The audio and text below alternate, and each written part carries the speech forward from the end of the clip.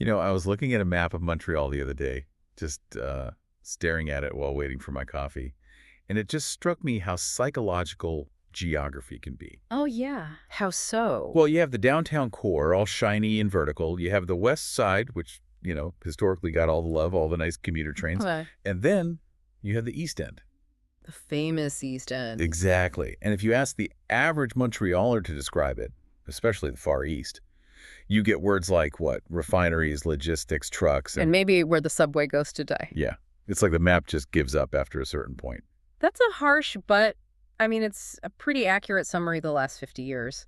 For a long time, the East was the city's engine room. It was where let's say, the dirty work happened so the rest of the city could function. Right. And because of that, it was always treated as the poor relation when it came to infrastructure. The attitude was basically, why build a fancy metro for a bunch of warehouses and oil tanks? But the stack of reports and articles you sent over for today's deep dive suggests that whole narrative is about to get flipped on its head. Completely. We're talking about something called the PSE, the Projet structurant de l'Est. Yeah. And honestly, structuring projects sounds a bit dry, a bit, bureaucratic. I know what you mean. But then I looked at the budget. It creates a bit of sticker shock, doesn't it? Sticker shock. My jaw hit the floor. We're talking about a budget fluctuating between $10 and $13 billion. That's the scale we're dealing with. Yeah. $13 billion. That's not a renovation. That's a nation-building amount of money. And they're projecting daily ridership of, 100,000 to 130,000 users. So before we get into the weeds, tell me, is this just a really, really expensive train, or is there something else going on here? Well, if you look at this just as a transit project, just moving people from A to B, the price tag is really hard to swallow. Sure. But the sources make it clear. This is more of an urban rescue mission. The PSE isn't just about rails. It's about redefining real estate, connecting neighborhoods that have been isolated for half a century, and bootstrapping a brand new green economy on top of that old industrial base. So it's less about buying a ride and more about buying a whole new identity for that part of the city. Precisely. It is a massive correction of that historical imbalance we started with. The pendulum is swinging east, and it is swinging hard. Okay, let's unpack the what before we get to the why. Yeah. Because I feel like I've heard about a train in the East for years, but the name keeps changing. First it was the Rem de l'Est, now it's the PSE. Help us sort out this alphabet soup. What are we actually building? The history is actually really important to understand why the project looks the way it does now. You remember the Rem de l'Est? Vaguely, yeah. That was proposed by CDPQ and for the pension fund folks? Right, the same people who built the Rem on the West Island. Exactly. And their proposal for the East was an automated, elevated metro.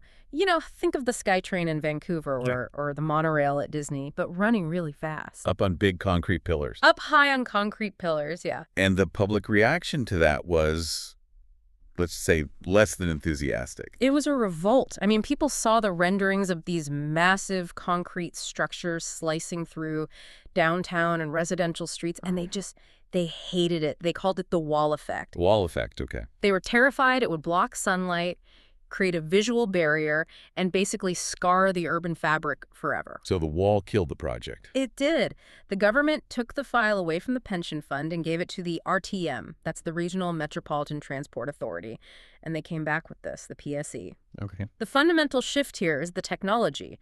They moved away from that SkyTrain model to a tram-train or light rail system. Tram-train. That sounds like a hybrid. Like a centaur of public transit or something. That is a good way to put it. It's heavier and faster than a streetcar you might see in Toronto, but it runs mostly at ground level like a tram. The logic is entirely about social acceptability. If you want to build 32 kilometers of rail through established neighborhoods, you can't build a wall. You have to weave it into the street. Okay, so visualize the route for us. Where is this 32-kilometer weave actually going? It's expansive. It connects downtown Montreal all the way out to the tip of the island at Pointe-aux-Trembles, so that's the east-west axis. But it also has a crucial branch heading north to Sainte-Marie-Victorin. But here's the part I'm struggling to picture. 32 kilometers of ground-level rail. That takes up a lot of real estate. East Montreal has some wide boulevards, sure, but they aren't infinite. If you put a train on the street, aren't you just causing a traffic apocalypse? That is where the structuring part of the name comes in again. They aren't just squeezing rails onto existing lanes. This project involves physically widening major arteries like Sherbrooke and Notre Dame. Oh, wow. And for Notre Dame Street specifically, this is huge. Notre Dame. The street that's been scheduled for repair since, I don't know, since disco was popular? Basically. It's legendary for being a pothole disaster. The genius, or maybe the political necessity of the PSE, is that it forces the issue.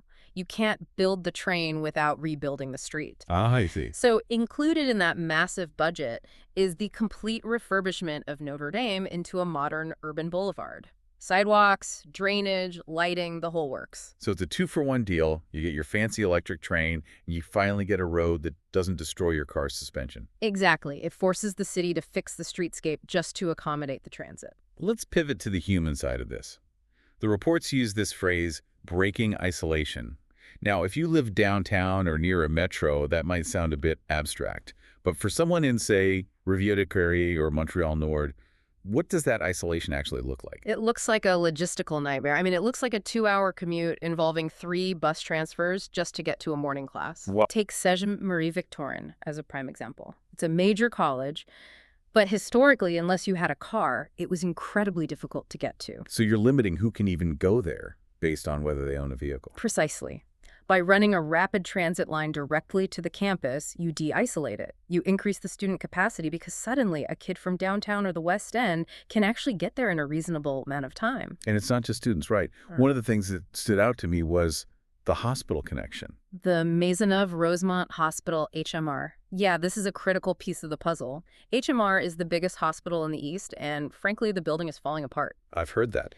They're planning a multi-billion-dollar modernization for the hospital itself. Which is great, but a shiny new hospital doesn't help much if you can't get to it. Exactly. Yeah. You can build a state-of-the-art facility, but if your nurses, doctors, orderlies, if they're stuck in gridlock for 90 minutes trying to start their shift, the system fails. Staff retention is a massive issue in healthcare right now. Sure is. The PSE is the logistical backbone that makes the whole hospital expansion viable. It guarantees access. So the transit line supports the hospital, which supports the community. It's an ecosystem, but, and there's always a but, when we talk about improving a neighborhood, we have to talk about housing. Ah, yes, the double-edged sword of infrastructure. The sources mention a potential for unlocking over 30,000 new residential units along the corridor. It's massive. That's the size of a small city. It is. And the goal is what urban planners call transit-oriented development, or TOD. The logic is sound. You want density near stations so people don't need cars. You build high-rises next to the tracks. But this brings us to the G word, gentrification. It's unavoidable. The sources are already flagging what they call orchestrated gentrification. That sounds ominous. Orchestrated. It's descriptive. Think about it. The train hasn't even been built yet. They haven't laid a single track. Not a shovel in the ground. Right. But investors are smart. They look at the map, they see where the stations are going to be, and they buy the land now. They're buying the future. They are, and we're seeing the results. In areas like Merciest and Montreal Nord, historically working class, often industrial areas, land values for plots within 2 kilometers of the planned stations have already jumped 15 to 25%.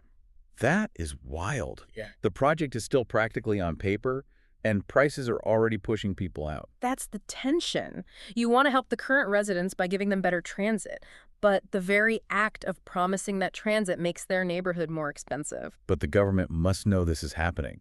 The documents mention mandates for affordable housing. They do. The agreements state that new developments have to include a percentage of social or affordable units. And that looks great on paper. Yeah. But we have to be realistic about how the market works. Markets move much, much faster than government mandates. Right. Because if the land value spikes by 25% before you even start building, the developer's just going to argue, hey, I paid a fortune for this dirt. I can't afford to build cheap apartments. Exactly. They'll argue the math just doesn't work anymore. The challenge for the ARTM and the city is going to be holding the line on those quotas when the economic pressure mounts. It's a classic paradox. Can you improve a place without replacing its people? I want to zoom out a bit here. We've talked about the line itself, but your notes mention something called Vision 2050. I know you love a good master plan. What's the actual goal here on a macro level? I do love a good strategy document. The RTM's 2050 metropolitan vision is incredibly ambitious. The target is that by 2050, 50% of all trips in the region must be sustainable. 50%. 50. That means transit, biking, or walking. Looking at the East End right now, which feels like Car Kingdom, that seems optimistic. It's aggressive. Currently, the East is heavily car-dependent because the transit options are, frankly, terrible. You cannot hit that 50% target without the PSE. So it's the key. But the strategy isn't just about this one line, it's about the network effect. How does that work? Think of the current metro system. It's radial. Almost everything funnels you downtown. If you want to go north-south in the east, good luck. You're taking a bus that stops every 2 blocks. Right. The PSE changes the geometry of the map. It connects to the blue line extension at Longelier or Lacordaire. It connects to the green line at Honoré-Beaugrand. So it creates a grid. Finally, yes, it creates a mesh. And importantly, it acts as a relief valve. Right now, if you live in the East and want to go downtown, you probably funnel onto the Orange Line eventually. And anyone who has taken the Orange Line at 8 a.m. knows that intimate is not the word for it. Sardine can is closer. It is saturated to the breaking point. The PSE offers a direct, fast alternative to downtown that completely bypasses the Orange Line. Oh, that's interesting. That doesn't just help the East. It saves the commute for people living in Laval or the West who rely on the central network not collapsing. That's a really good point. Even if you never visit the East End, this project could keep your own commute from grinding to a halt. Exactly. Infrastructure is an ecosystem. Everything affects everything else. There was a specific example in the notes about this shift away from cars, the Louvain-Est Eco neighborhood. It sounded almost experimental. It is a pilot project for about 800 to 1,000 housing units, and because the PSE will be there, the city is allowing developers to build with significantly fewer parking spots than zoning usually requires. That's a risky bet. Buy a condo, bring your bike, but leave the SUV at mom's house. It is, but it's a future they're betting on. Underground parking is incredibly expensive to build. If you can skip building 3 levels of concrete basement for cars, you lower the cost of construction, which theoretically helps with that affordability issue we talked about. All right, let's pivot to the part of this deep dive that surprised me the most. Usually, transit is about moving people to work, commuters going to office towers, but the PSE seems to be trying to move the work itself. We need to talk about 40 net zero. This is where the rhetoric about the green economy really hits the pavement. 40 Net Zero is an innovation zone located right at the intersection of highways 40 and 25. And it's not small, right? It's massive, over 10 million square feet. To give you a visual, this area has historically been defined by logistics, warehouses, dust, and heavy trucks. It is the industrial backyard we talked about. Okay. The vision is to transform that into a hub for industrial decarbonization, smart logistics, and green construction. Industrial decarbonization. That is a mouthful. What does that actually look like? It means taking those dirty industries and retrofitting them. It means researching how to make concrete without emitting tons of CO2. It means creating a circular economy where the waste heat from one factory powers the building next door. It's high-tech, high-value stuff. So we're trading truck drivers for chemical engineers. In a way, yes. But here's the catch, and this is why the train is non-negotiable. You cannot build a net zero innovation zone if 20,000 employees are driving gas-guzzling SUVs to get to work every morning. It would be a bit hypocritical. Welcome to the center of decarbonization. Please park your V8 in the massive lot out back. It defeats the purpose entirely. But there's a more pragmatic reason, talent. If you want to hire top-tier researchers, software engineers, or green tech specialists, you have to compete with downtown offices or tech hubs like the Mile End. Those workers often don't own cars, or they simply refuse to tolerate a 90-minute drive to a dusty industrial park. So the train is a recruiting tool. It is the cornerstone of the HR strategy. The PSE connects this industrial zone to downtown in under 30 minutes. That opens up the entire labor pool. Suddenly, a graduate from McGill or Concordia can take a job at 40 Net Zero without buying a car. And I see they're doing something rare with the zoning here. Yep. Mixed use in an industrial zone. Yes, the 15-minute industrial neighborhood. Usually zoning laws keep housing and industry far apart for obvious reasons. Noise, smells, safety. Sure. But the argument is, if the industry is green and clean, you can put housing right next to it. The plan allows for residential units inside the employment zone. So you could literally live above the lab where you work. Ideally, it creates a vibrant community 24/7, rather than a ghost town after 5:00 p.m. And the money following this is significant. I'm seeing stats here. $3.5 billion in private investment expected by 2030. And the creation of 15,000 to 22,000 high-value jobs. This is why the government is willing to write a check for $13 billion for the train. They aren't just buying a transit line, they are buying an industrial transformation. They're betting that the tax revenue from those jobs will eventually pay for the rails. It sounds incredibly optimistic, almost utopian. Yeah. But we have to look at the flip side. You don't spend $13 billion and tear up major streets without upsetting people. We mentioned the wall effect was avoided, but is everyone happy now? Far from it. This is a messy, messy project. The biggest friction point right now is expropriation. Which is the government taking your property. Yes. Remember we said they need to widen Sherbrooke and Notre Dame. That space has to come from somewhere. It comes from front lawns, parking lots of small businesses, and sometimes entire buildings. That is devastating for a local business owner. Hmm. Sorry, we need your bakery for the tram. It is. Even with fair compensation, it kills businesses and disrupts lives. And then there's the construction phase. Digging up Notre Dame isn't a weekend job. We are talking years of dust, noise, and detours. Oof. For existing merchants, that construction period can be a death sentence. And once it's built, well, it's a train. It makes noise. It does. A tram train is quieter than a highway, but it isn't silent.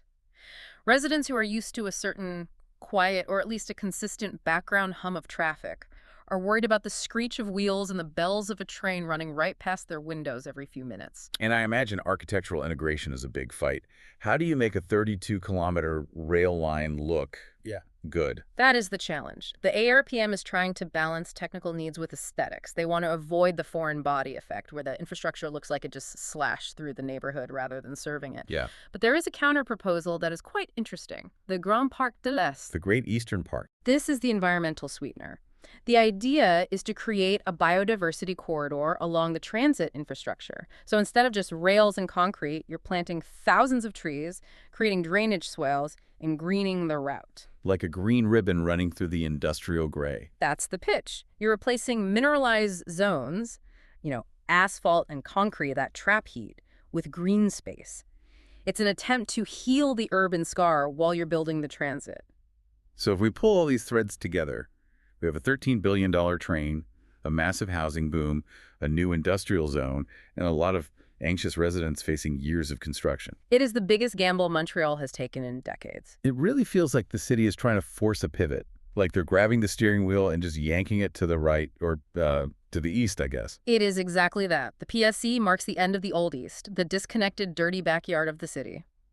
We're moving into a transit-oriented future. It's about building the future of work next to an electric rail.